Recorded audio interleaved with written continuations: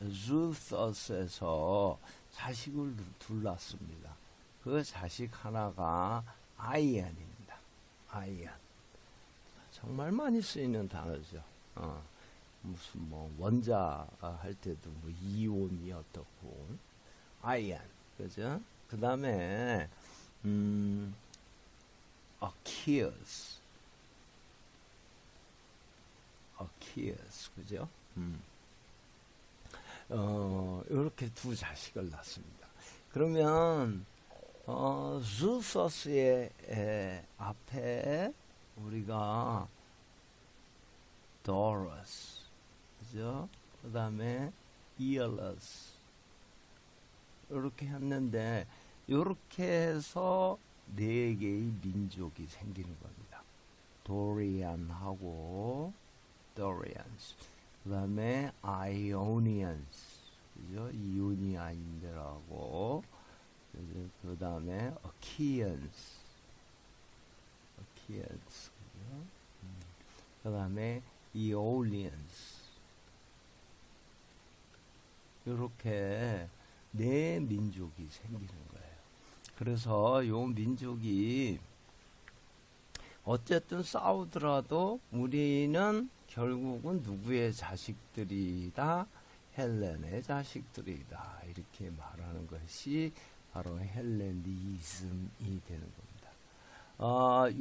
헬레니즘이 됐다는 건 뭐냐면, 첫 번째, 이 네 개의 민족이 통일이 되었다, 이런 뜻입니다. 그죠?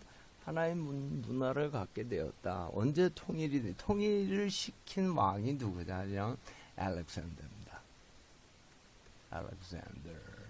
알렉산더는 뭐 시돈, 그러니까 그리스의 맨 북쪽 지방에, 우리나라로 말하면 함경도 지방에 왕이었었어요. 그런데 골디안 나트를 탁 끊고는 그리스를 전부 통일시켜 버렸어요. 그죠? 그랬는데 통일시켜 버렸는데, 그 통일 세력을 가지고 전 세계를 차지하기 위해서 인도로도 가고, 그죠? 뭐 이집트로도 가고 막 이렇게 갑니다. 막 이렇게 가는데, 인도에 갔다가 돌아와서 323년 BC에 변화간 열병을 알아서 이 젊은 친구가 죽어버립니다. 죽어버리고 나니까 너무나 재빨리 전 세계를 이렇게 점령하다 보니까 알렉산더가 죽은 다음에 이 큰 땅을 다스릴 사람이 없죠. 그래서 이때 당시는, 자, 어느 땅을 침공한다 그러면 왕이 다 다닐 수는 없잖아요. 그래서 어떤 사령관을 보냅니다. 그러면 이 땅을 점령했으면 이 땅에 뭐라고 그럴까요? 점령자로서 이 사령관이 여기를 지배하게 이렇게 되어 있습니다. 그런데 이것도 알렉산더가 킹이 가운데 있다는 것을 전제로 하는 거죠. 죽어버렸잖아요. 그러니까 이걸 갖다 이제 다이아도카이라고 하는데, 이 다이아도카이들이 전부 알렉산더의 시신을 확보하려고 노력합니다. 그러면 자기가 그 지위를 계승할까봐. 근데 그게 결국은 시신을 프톨레마이어스, 그죠? 탈러미, 그죠? 영어로는 탈러미, 뭐 말하면 안 하니까. 근데 우리가 프톨레마이어스 이렇게 나올 겁니다. 그리스어로 읽어서. 그래서 프톨레마이어스가 됐는데, 이 탈러미는 이집트를 점령했었죠. 탈러미가 자기가 알렉산더의 시신을 가지고 있다고 해가지고 결국 다 먹으려고 했는데 안 되죠. 그래서 어떻게 됐냐면 각각의 왕으로 앉아버립니다. 그러면 이들이 다 뭐예요? 통일 그리스 세력이잖아요. 통일 그리스 세력. 그래서 323년 BC 알렉산더가 죽게 되자 그리스의 문화가 전 세계에 탈러미는 여기에 그냥 안착 그러니까 이집트의 페로가 돼버리잖아요. 이 탈러미의 마지막 자손이 누구예요? 바로 이집트. 그죠? 이집트의 고대 이집트의 마지막 페로. 그죠? 마지막 페로. 그죠? 그래가지고 안토니오와의 사랑에 빠지고 시저와의 사랑에 빠지고 클레오파트라라고. 근데 클레오파트라가 많은데 클레오파트라 7세죠. 클레오파트라 7세.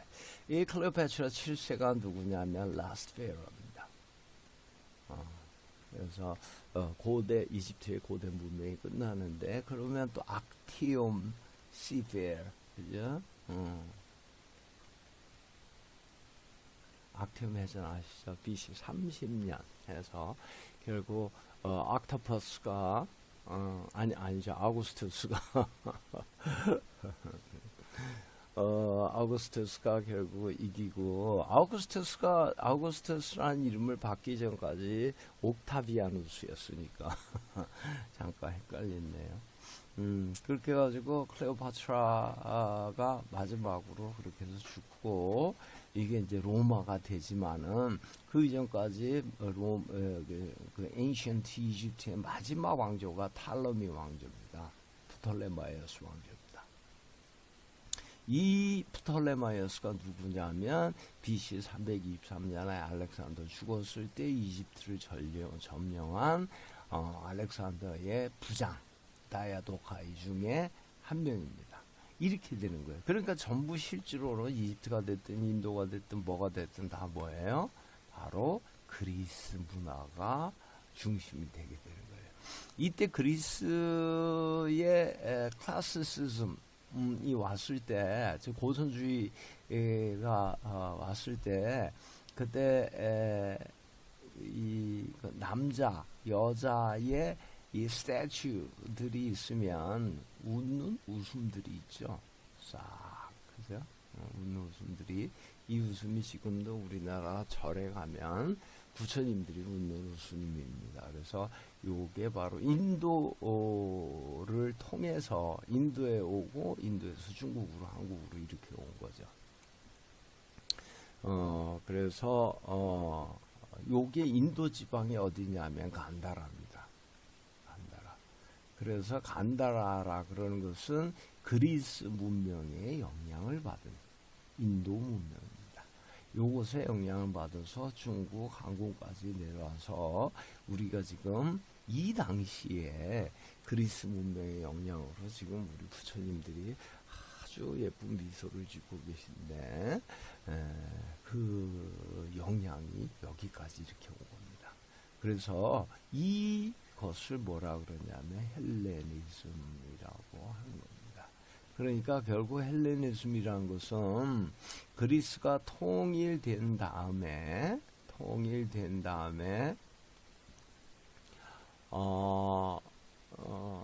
캐로네아 전투로다가 통일이 되고 나서 알렉산더가 죽죠. 그래서 323년 BC에 시작을 하는 겁니다. 이게 헬레니스 같은 문화는 몇 년에 시작해서 몇 년에 끝났다가 딱 시기적으로 정해져서 괜찮습니다. 외우기가. 그리고는 어떻게 됩니까? 그리고는 바로 이 그리스가 로마화 되는 게 마지막으로 번성했던 그리스 지역이 코린트거든요. 코린트이기 때문에 코린트 문명이 망하면서 로마에게 점령당하면서 로마화 되어버리죠. 그래서 이제 여기에서 헬레니즘은 끝나는 겁니다. 그래가지고 근데 코린트 전쟁이 146년 BC잖아요.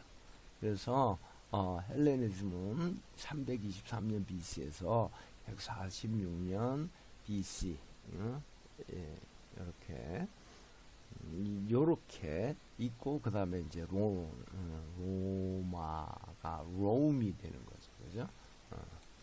자, 이렇게 됐습니다. 그러니까 우리가 도릭 그러면 아하, 도러스 자식 도러스의 후손들 이제 이렇게 되는 거죠. 그 다음에 아이언이 그러면 주퍼스의 첫 번째 아들인 아이언. 그 다음에 코린티안 그러면 그리스의 마지막 문명의 황금. 그래서 황금기. 그래서 이렇게 아주 아름다운 아래 위로 이런 게 있습니다. 그래서 이 세 개를 가지고 the ancient three orders, Greek orders. 오로가 명령이 아니고 여기서는 법식 세 가지 법식, 그죠? 그래서 도리스식, 도리아식, 아이오니아식, 그 다음에 코린트식 이제 이렇게 하는 거죠. 네, 영어로도 그냥 해버리는 게 Doric, Ionic, Corinthian. 코린틱 하는 사람도 여러 번 봤지만은 이게 이렇게 쉬워서 더 정확히는 코린티안이라고 하는 게 더 정확하니까 그렇게 요거 하고 요 정도 구분을 하고 그 다음 강의 들어가면 훨씬 쉬우실 겁니다.